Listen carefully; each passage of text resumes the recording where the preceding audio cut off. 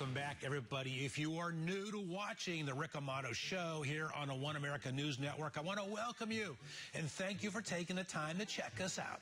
But I also want to hear from you to let me know what's on your mind, good, bad, or indifferent.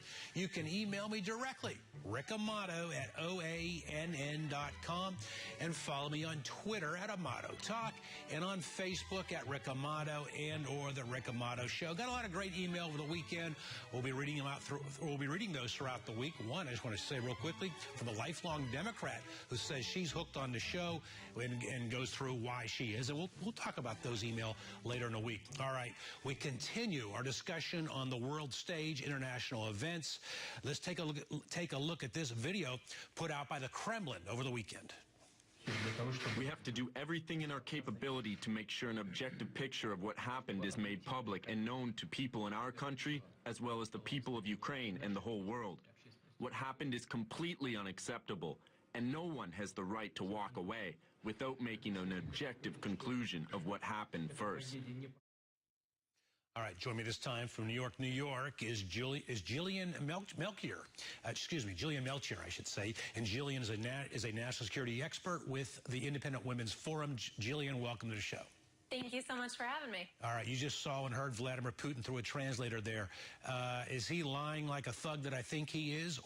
He is lying through his teeth. I mean, I think it's been very evident since the start of this conflict how much Russia's been meddling, how much it's played a role really arming separatists, arming rebels, giving them weapons, giving them everything they need down to organization in the East. And he's interfered with the crash site to begin with. I just think it's a huge lie. Now, what do you say to those people that say, wait a minute now, the Russian separatists are the ones that turn over the black box to investigators? That shows some good faith there. You know, I'm a little bit skeptical of that. They're also the ones basically wreaking chaos in that region, making it too dangerous for international investigators to come in and even take a look. So, I mean, they may turn over the black box, but the bulk of the evidence is there. People don't have access to it. And I think they've also really prevented respectful treatment of the bodies there, which is just terrible. Oh, yeah. Jillian, there's some misinformation out there in this black box. There was an article out over the weekend yesterday. A UK spokesman had said that the integrity of the evidence is intact. You seem to be saying something different, though. You know, I'm a little bit skeptical of anything coming out of Russia, to be honest, because I think from the beginning you see them lying. I mean, I spoke when I was in Ukraine, in Kiev, I spoke to a Russian journalist. He ended up quitting because he was so frustrated with the level of lies and propaganda that have gone into this.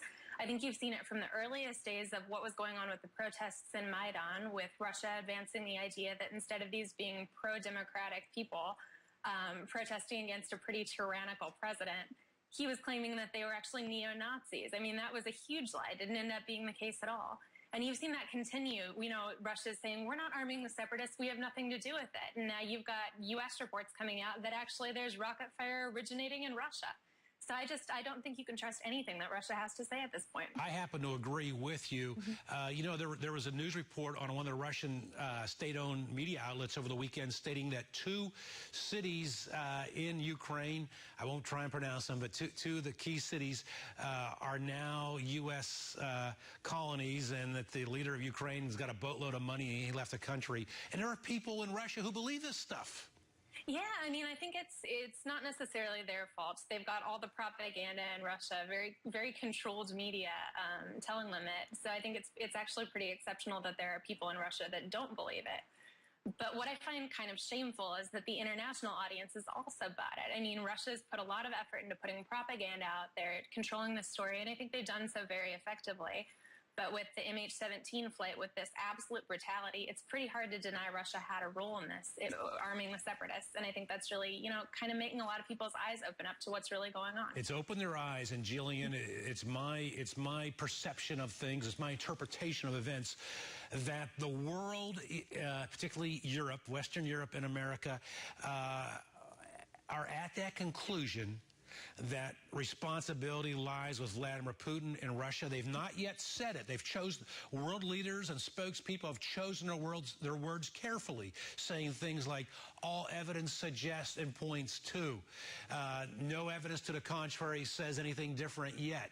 They're choosing their words carefully. Where do you think this is leading to? Because you can feel a boiling point. Go ahead. You sure can feel a boiling point. I think what's so notable is Europe's being careful because, Russia is a really powerful economic player there. You've seen it in the past cut off gas to regions that it doesn't appreciate with. So I think this really indicates what a bully Russia has been all along. I think it's really unfortunate that it's taken the plane crash for the world to realize this. I mean, you look at it. I was there in April. Since then, I've seen reports today that between 800 and 1,100 people have died. That's a massive amount of bloodshed on Putin's hands. Yet it's taking this flight for us to notice. I think that's pretty shameful.